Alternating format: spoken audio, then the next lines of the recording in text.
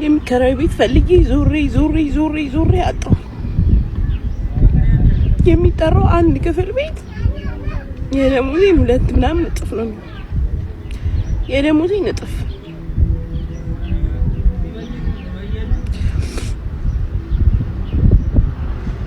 ከተማ እንኳን አይደለሁም ማለት ከተማ እንኳን አይደለሁም ጫፍ ነኝ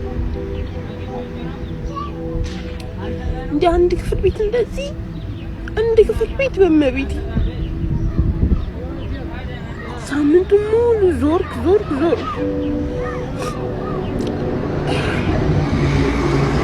የምር በጣም ነው የደከመኝ። በጣም እንደምን ያለቀ ማንም ሰው ነው ራሱ ሲያጠፋ ከዚህ በኋላ አልወቅስም።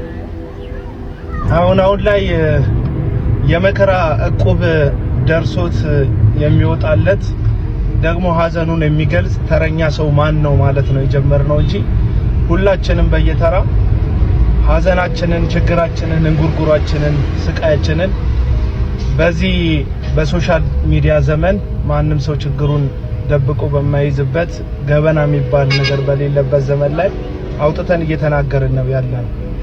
አንዳንድ ችግሮች እዚህ ሶሻል ሚዲያ ላይ ቫይራል ይወጣሉና ሰዎች ቫይራል ነገር ይወዳሉ። ቫይራል የወጡ ችግሮች ደግሞ ቻሌንጅ ይደረግላቸዋል። እስቲ ቻሌንጅ እናድርግ፣ የዚህን ሰው ነገር እንቀይረው፣ ይህን ሰው እንደግፈው ይባላል። በጣም ጥሩ ነገር ነው ቻሌንጅ አድርጎ ሰውን መደገፍ፣ ሰውን ማንሳት። ለዛም ግን ችግር ቫይራል መውጣት አለበት። ሰዎች ካልተመለከቱት፣ ችግር ብዙ ላይ ካላገኘ፣ ብዙ ሰው ካልተመለከተው ማንም ሊረዳህ አይነሳም። ራሱን ችሎ ቻሌንጁም በጣም መልካም ነገር ቢሆንም አንድ ሰው ለማንሳት የምን ያህል ሚሊዮን ሰዎች ህይወት በቻሌንጅ ልንለውጥ እንችላለን የሚለው ጉዳይ ያሳስበኛል። ኢትዮጵያ እንደ ሀገር በሚሊዮኖች የሚቆጠሩ እቺን እህቴን የሚመስሉ በየቤታቸው ህመምና ሀዘናቸውን ተሸክመው እንባቸውን የሚያፈሱ ብዙ ሰዎችን ተሸክማ የያዘች ደሃ ሀገር ናት እና አይ ቲንክ መለወጥ ያለብን ሲስተም ይመስለኛል።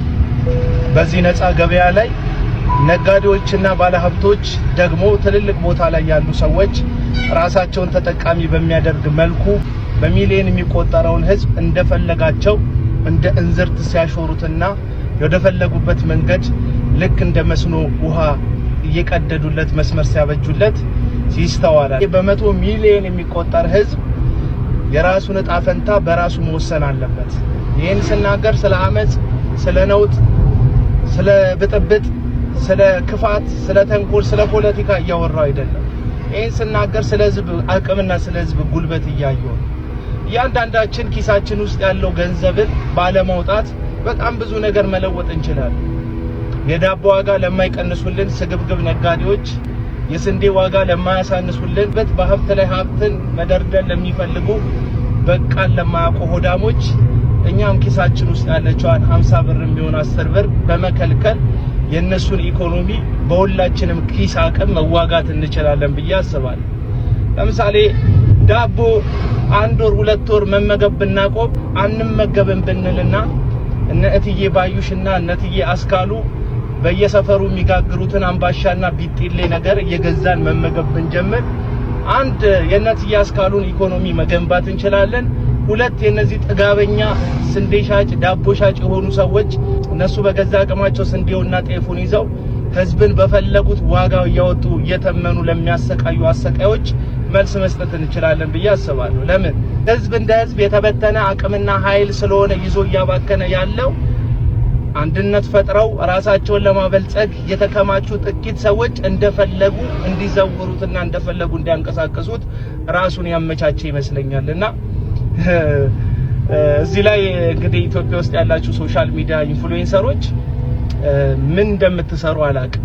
ፋንሲ ላይፎቻችሁን ታሳዩናላችሁ። በህዝብ ላይክና በህዝብ ኮሜንት የሰበሰባችሁትን ዕውቅና መልሳችሁ ለህዝብ አገልግሎትና ለህዝብ ዓላማ ልታውሉት ሲገባችሁ እናንተ ግን የእናንተን ምቾትና ቅንጦታችሁን በካሜራ እየቀረጻችሁ በልቶ ማደር ለከበደው ምስኪን ማህበረሰብ በሞባይሉ በኩል ታስተላልፉለታላችሁ። ልክ እንደዚህ አይነት በአከራይ ስግብግብነት ቤት ማግኘት ያልቻሉ ልክ በቤቶቻቸው እንደሚያለቅሱ ሚሊዮኖች አይነት በስግብግብ ነጋዴዎች ምክንያት መመገብ ራሳቸውን መቻል ያልቻሉ በጣም ብዙ ሰዎች አሉ። እነዚህ ሰዎች አስተባብረን ድንጋይ ሳንወረውር ጎማ ሳናቃጠል ስርዓትና ህግን ሳንጥስ ኪሳችን ውስጥ ያለውን 50 ብርና 100 ብር ብቻ ለወርና ለሁለት ወር ቦይኮት በማድረግና ይህንን ነገር አንገዛም ብለን እንደ ህዝብ በመወሰን የስጋን ዋጋ በትሉት የጤፍን ዋጋ የስንዴን ዋጋ በትሉት የሌላውንም ዋጋ መቀነስ እንችላለን። ነፃ ገበያ የነጋዴውና የሸማቱ ፍላጎት ላይ የተመሰረተ እንደሆነ እነሱ በፈለጉት መንገድ እንዲዘውሩን ባለመፍቀድ የራሳችንን ዕጣ ፈንታ በራሳችን እንድንወስድ ማድረግ ከቻለ ነገም ከነገ ወዲያ አቅምና ጉልበትን ወደ ህዝብ ማስገባት እንችላለን የሚል ሐሳብ አለ። እህት ዓለም አታልቅሺ፣ ቀን ይመጣል። ቀኑ የሚመጣው ግን የተበታተነው የህዝብ ጉልበትና አእምሮ በአንድነት ለአንድ ዓላማ መቆም ሲችል ነው ብዬ አስባለሁ። በዚህ ውስጥ የሚሞት ሰው አይኖርም፣ የምንጎዳው የምንገለው ሰው አይኖርም። ግን የገዛ ገንዘባችንን በመተባበር አልሰጥም በማለት ኢኮኖሚውን ሊያረጋጋልን የሚችል አካል ከሌለ ራሳችን ማረጋጋት እንችላለን ብዬ አስባለሁ። ይመቻችሁ። የቃሉ መዶሻ እንዲሰጣችሁ በኢየሱስ ስም ጸልያለሁ።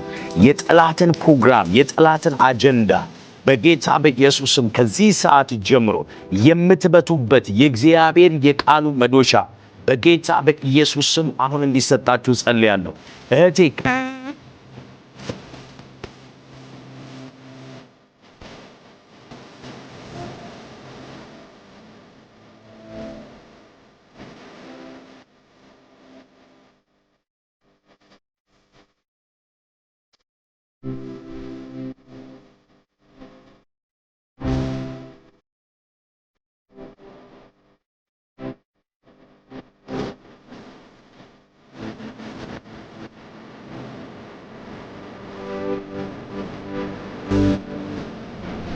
የነጻነት መዘዝ ያምልኮ ነጻነት በበጎቹም